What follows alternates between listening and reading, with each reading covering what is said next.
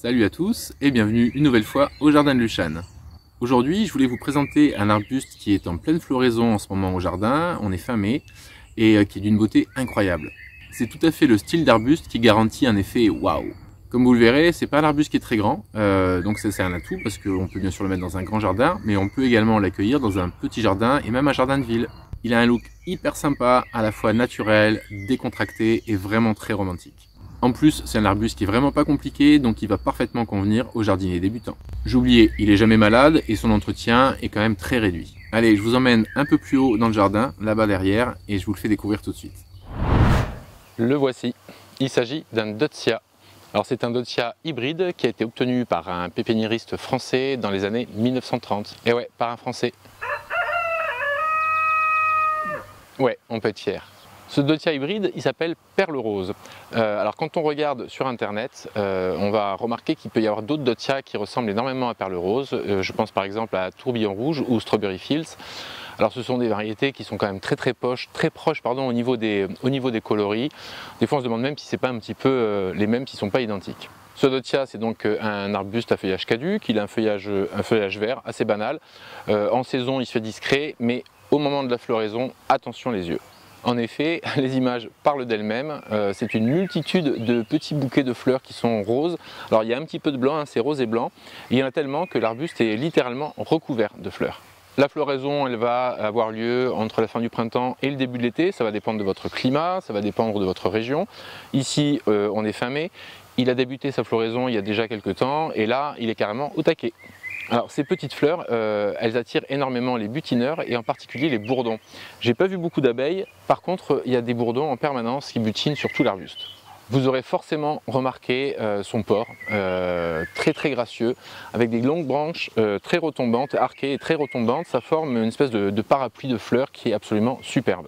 Pour ce qui est de ses dimensions, alors bien sûr si les branches étaient toutes droites, il monterait facilement à 3 mètres, 3 mètres 50, mais comme le port est arqué, en fait, ouais, moi je fais 1m85, donc ça vous donne à peu près une idée de la taille de cet arbuste. Alors je suis un tout petit peu en contrebas, mais très légèrement, donc il monte aux alentours d'1m70, 1m80, et l'étalement par contre, lui c'est facilement 2-3 mètres avec ses longues branches qui sont un petit peu de chaque côté.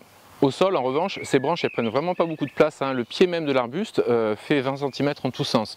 Simplement que les branches après montent et s'arquent énormément, donc elles s'étalent beaucoup plus que ne laisse supposer le pied de l'arbuste. Le Deutzia, c'est un arbuste qui grandit assez vite, qui a une croissance assez rapide, ce qui veut dire, chouette, que vous n'aurez pas à attendre à poireauter pendant 10 ans pour avoir de l'effet. Très rapidement, vous aurez un arbuste qui sera décoratif et sympa à regarder. Pour ce qui est du sol, il va se contenter de tout sol ordinaire, alors plutôt riche et plutôt frais, il aura une meilleure croissance, il sera plus beau, peu importe le pH, sol neutre, acide ou calcaire, sans excès non plus, voilà, mais il peut également résister assez bien à la sécheresse. Alors c'est vrai qu'ici dans le sud-ouest on n'est pas une région qui est trop à plaindre au niveau de la pluviométrie. Cela dit, les années passées il a quand même résisté aux sécheresses, aux canicules, sans que j'ai besoin de l'arroser de tout l'été. Pour ce qui est de l'exposition, vous pouvez l'installer au soleil. Alors peut-être pas un soleil, un cagnard trop puissant toute la journée, mais si vous êtes plutôt dans les régions un petit peu plus au nord, éventuellement vous pouvez l'installer en plein soleil. Éventuellement aussi à la mi-ombre, donc ici il est à la mi-ombre, alors le sud est en face de moi, le soleil se lève là et se couche derrière, mais au-dessus de lui il y a un grand tilleul qui lui fait de l'ombre. Donc en fait il a le soleil jusqu'en mi-journée et tout le reste de la journée en fait il est à l'ombre.